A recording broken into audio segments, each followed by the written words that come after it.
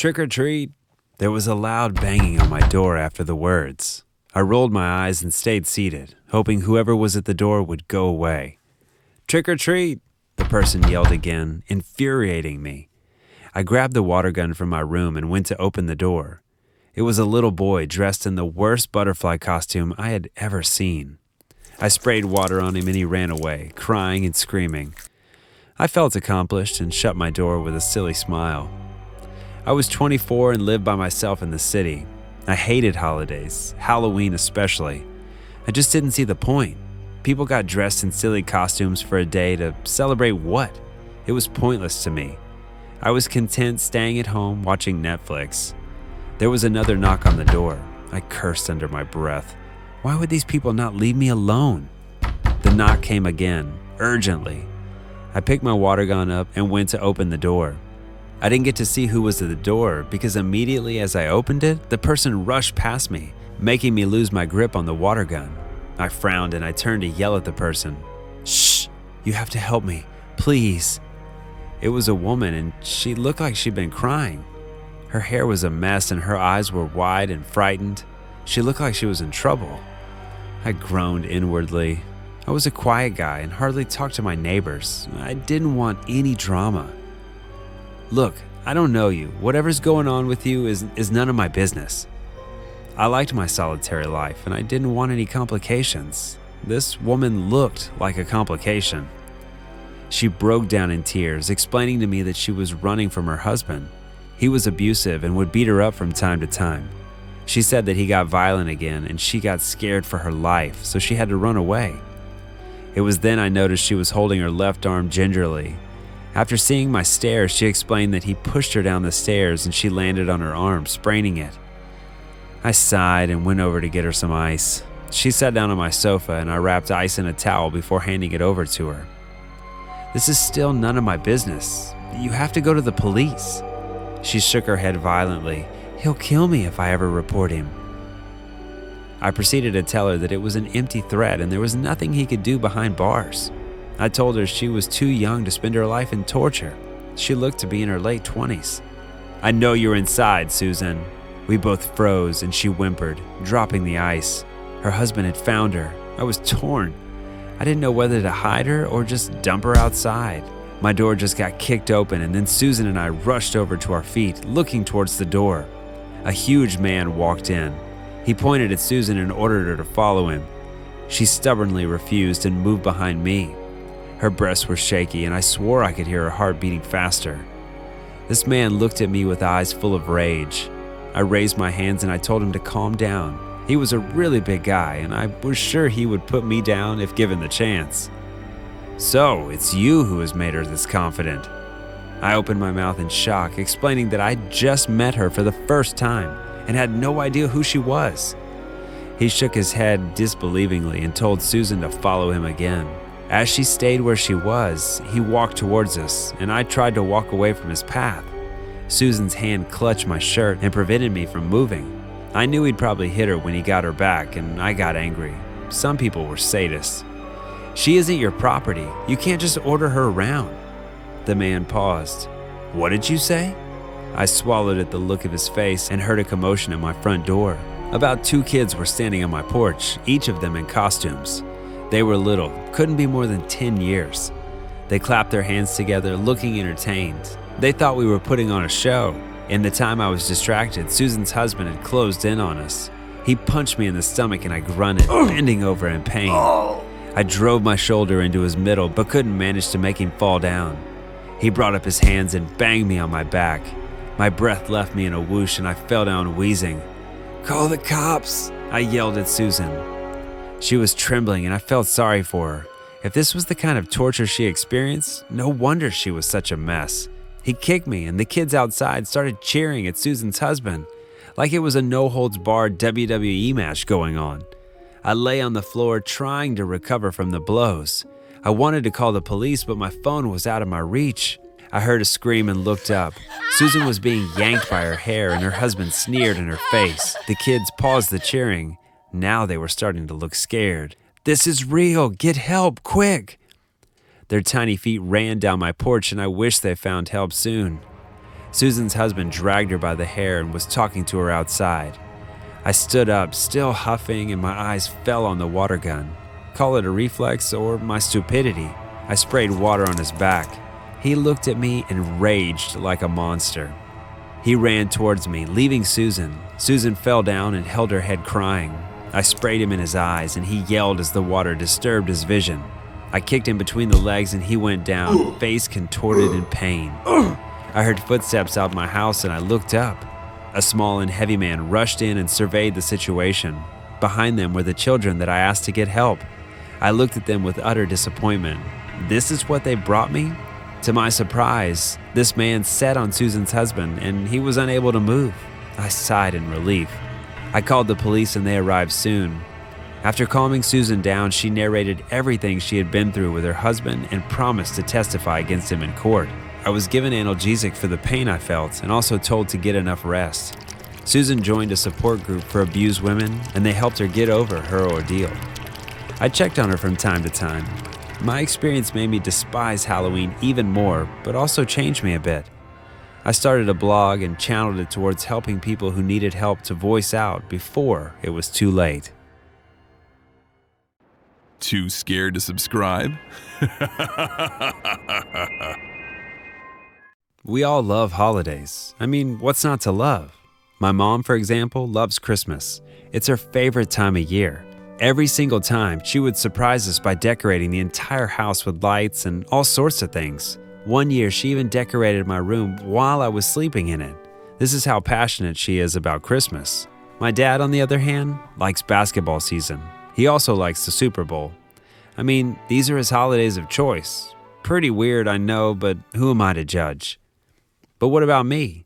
Well, I inherited the love of holidays from my mom, especially a particular one. I know what you're thinking, and it's not Christmas. Oh no, I'm a big fan of Halloween. Ever since I could remember, it's been my favorite holiday. I would love to dress up as different characters throughout the year. Of course, being a little girl, I would dress up like a princess, but as I got older, my costumes got darker, as expected after all. But there's one particular year.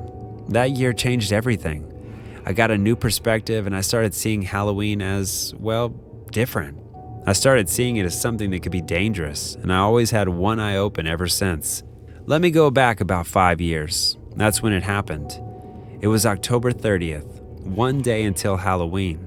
I was still living with my parents at the time in a cute house in the suburbs, way nicer than the one-bedroom apartment I live in now, but I digress. So, as I was saying, I was quite young and living with my mom and dad. That particular year, I don't know why, but Dad wanted to set up the decorations. I guess Mom was busy and he just wanted to help out. I don't know. So he came into my room that afternoon. "Jess!" he screamed. I got startled. "What?" I had my headphones on. "Or are those too small for you to see?" I snarked before laughing. "Come on, let's set up the Halloween decorations," he told me. I was surprised, but excited at the same time. "Yeah, I'll come down in a sec," I told him before he closed the door. When I got downstairs, he was already looking through the boxes. "Where's Mom?" I asked him while looking around the living room.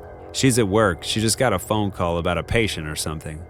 My dad responded without taking his eyes off the fake spiderweb and plastic skulls. My mom was a psychiatrist and still is. She works with all kinds of people, but unfortunately, I couldn't hear any of her stories. You know, doctor-patient confidentiality.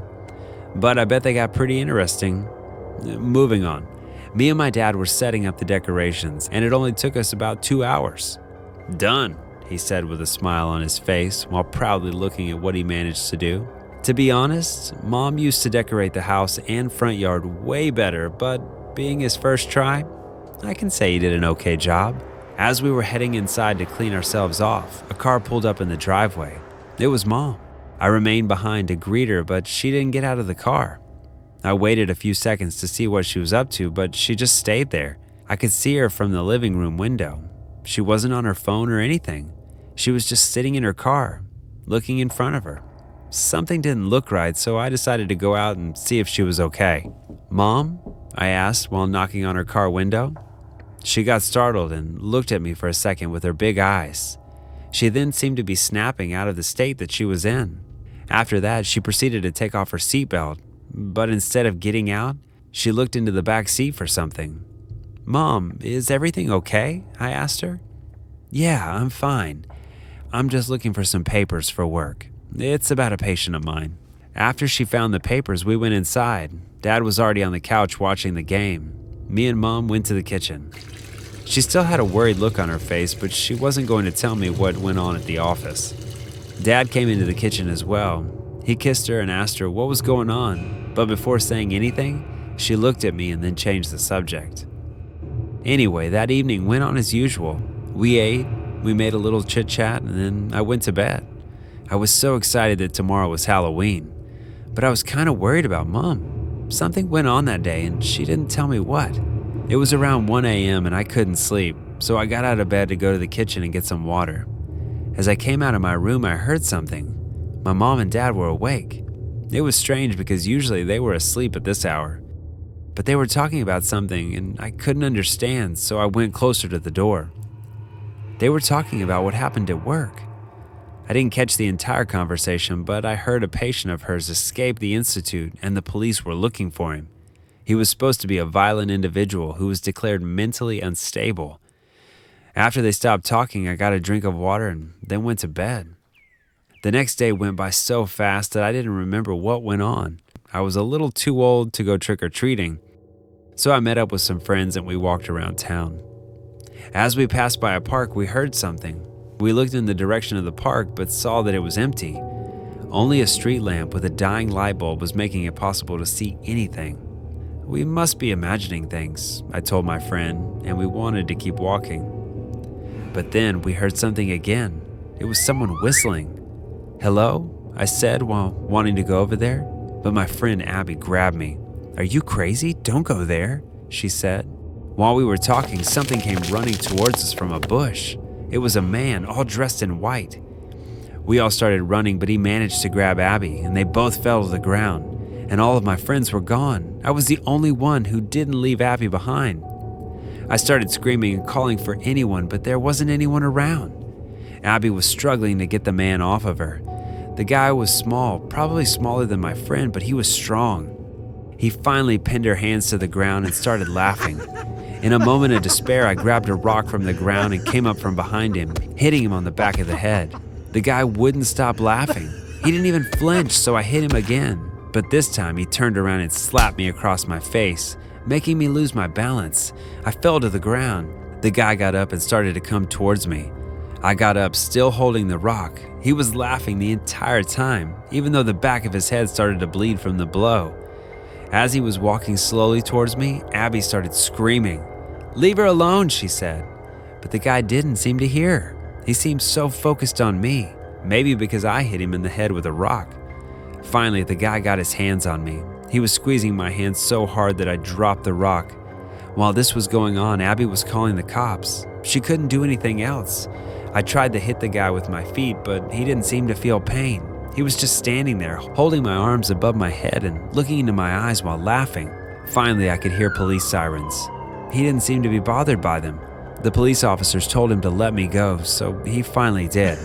He turned around and started laughing even harder, staring one of them in the eye.